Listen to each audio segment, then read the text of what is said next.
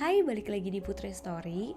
Hari ini aku mau menceritakan sebuah kasus yang dimana ada seorang staff yang sudah ikhlas atau rela memberikan salah satu organ tubuhnya kepada bosnya, tetapi si bosnya ini malah memecat si staffnya tersebut. Gimana sih ceritanya? Langsung aja kita ke ceritanya yuk. Debbie Stephen merupakan ibu tunggal dari 2 orang anak dan ia mengadukan nasibnya kepada Komisi HAM yang ada di kota New York untuk mengembalikan ginjalnya yang telah diberikan kepada mantan bosnya di tempat kerjanya dulu. Bos Debbie bernama Jackie Brucia. Ia adalah salah satu pengontrol di wilayah West Islip untuk Atlantic Automotive Group, dan pada saat itu ia merekrut Debbie pada tahun 2009 untuk menjadi asisten pribadinya. Tapi Debbie gak kerja lama di perusahaannya Brucia karena pada Juni 2010 ia memutuskan untuk resign dan pindah ke kota Florida. Setelah beberapa bulan pindah dari New York ke Florida, si Debbie ini balik lagi nih ke kota New York untuk bertemu dengan putrinya, karena memang putrinya itu masih tinggal di kota New York. Dan setelah pertemuannya dengan putrinya, ia memutuskan untuk datang atau mengunjungi tempat kerja lamanya, yang dimana tempat kerja lamanya ini ya kantornya dari si Brucia tersebut. Setelah sampai di kantor lamanya atau di kantor si Brucia, si Debbie ini kan bertemu kan akhirnya sama si Brucia. Nah di situ akhirnya mereka ngobrol nih. Di tengah-tengah obrolan mereka, si Brucia mengatakan kepada Debbie bahwa ia sedang sakit dan membutuhkan donor ginjal. Dari obrolan yang terakhir kali tuh yang si Debbie datang ke kantornya waktu pas dari Florida ke New York itu, akhirnya si Brucia itu meminta kepada Debbie untuk bekerja kembali di kantornya si Brucia. Akhirnya Debbie bekerja lagi di perusahaannya Brucia, dan ia mengatakan pada Januari 2011 ia dipanggil ke ruangannya Brucia, dan di sana Brucia mengatakan bahwa apakah Debbie benar-benar mau mendonorkan ginjalnya kepada Brucia. Mendengar pertanyaan seperti itu dari Brucia ke Debbie mengatakan bahwa ia tidak mungkin membiarkan bosnya meninggal karena penyakitnya. Akhirnya di situ Debbie mengiyakan bahwa ia mau mendonorkan ginjalnya untuk si Brucia. Setelah Debbie mengatakan iya mau memberikan ginjalnya kepada Brucia, akhirnya mereka pergikan tuh ke rumah sakit untuk melakukan tes gitu. Nah akhirnya hasil tesnya keluar dan dinyatakan bahwa Debbie tidak bisa mendonorkan ginjalnya kepada Brucia karena memang ginjal mereka tuh nggak cocok gitu. Nah harusnya kan sampai situ udah ya berhenti aja gitu, dan si Brucia cari lagi pendonor yang lain, tapi ini enggak, yang dimana ternyata Debbie tetap melakukan operasi pengangkatan ginjal, dan ginjal tersebut diberikan kepada pasien di salah satu kota yang ada di Amerika yang juga sama-sama membutuhkan ginjalnya, sehingga menempatkan Brucia menjadi orang yang diutamakan untuk segera mendapatkan donor ginjal berikutnya gitu.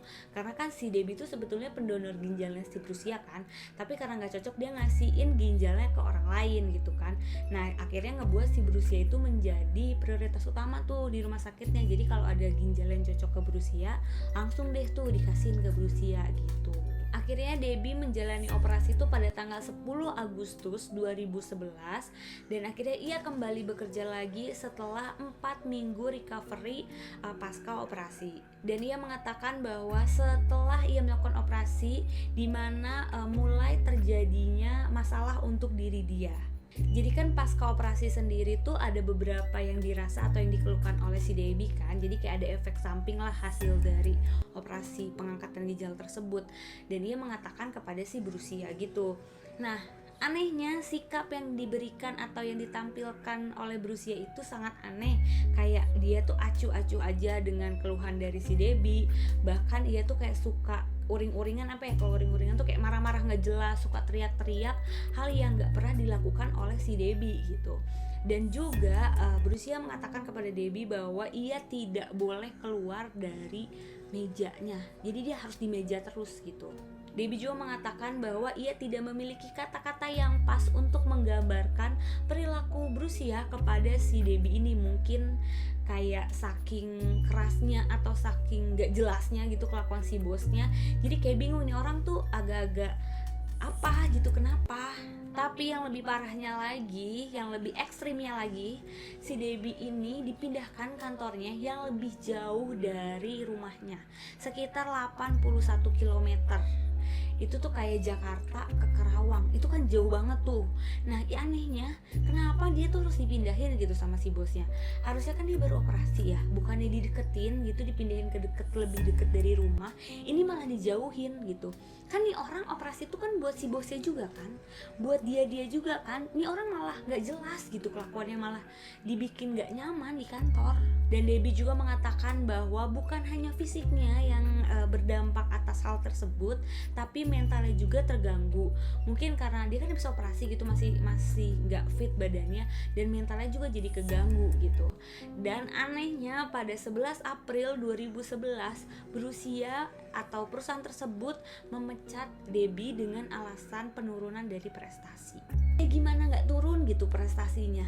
Kan dia habis operasi gitu. Operasinya juga bukan cuma operasi biasa gitu, operasi pengangkatan ginjal yang dimana untuk mendonorkan sama si bosnya. Lagian si bosnya kalau udah nggak cocok udah gitu ya, jangan main didonor-donorin aja ginjal orang.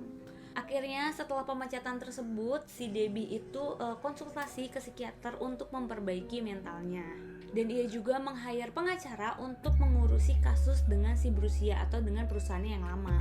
Akhirnya pengacara Debbie pada tanggal 24 April 2011 memberikan surat resmi kepada perusahaan Atlantic Automotive Group. Dalam surat tersebut mengatakan bahwa klien saya adalah seorang perempuan yang baik yang berusaha menyelamatkan nyawa, dan setelah ia melakukan itu semuanya menjadi berubah. Dan pengacara juga mengatakan bahwa jadi si Debbie itu sempat ngajuin cuti, tapi malah dimarahin sama si berusia bahwa dia tuh nggak boleh cuti. Dan setelah itu ia malah dibentak-bentak gitu. Jadi si berusia tuh kayak setelah kejadian operasi tersebut, si berusia tuh sering ngebentak-bentak si Debbie nggak jelas gitu, yang menyebabkan ya itu tadi gangguan mental dari si Debbie. Dan pas ke operasi tadi kan aku bilang tuh ada beberapa keluhan kan yang dialami oleh si Debbie. Nah keluhan tersebut seperti kerusakan pada syaraf kaki kirinya yang mengakibatkan gangguan pencernaan dari si Debbie, dan juga yang tadi gangguan mental akibat ya bentakan-bentakan dari si berusia yang gak jelas gitu. Jadi dia kayak gangguan mental, jadi kayak yang sakit mental tuh gua apa bos gua gitu. Dia kayak yang marah, yang dioperasi siapa, yang ngamuk-ngamuk siapa, kan aneh. Debbie Stevens, a divorced mother of two, says she feels ashamed and humiliated by her decision to donate a kidney to help her former boss. According to Stevens, when she complained to management, she was first transferred to another office far from home and then fired. Debbie sendiri menuntut perusahaan atau berusia sebesar 15 juta dolar Amerika. Cuman aku tuh belum ketemu gitu apa kasus endingnya tuh kayak gimana. Mereka akhirnya tobat kah? Bukan tobat sih, kayak mereka akhirnya baikan kah, jalur keluarga kah, atau apa, aku tuh nggak nemu gitu.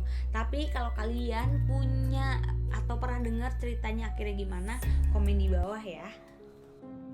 Nah segitu aja cerita aku tentang Debbie Stevens yang seorang staf biasa rela mendonorkan organ tubuhnya ke bosnya, tapi bosnya rada-rada gitu malah mecat.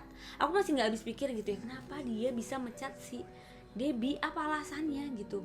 Alasannya mungkin ya ginjal lu sih gak cocok sama gua, kayak gitu, ciri-ciri pintar tapi gak berakhlak.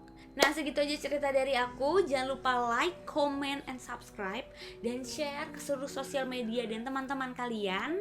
Kalau aku kurang enak gitu ini, mohon maaf. Mudah-mudahan aku bisa lebih baik lagi, and bye-bye.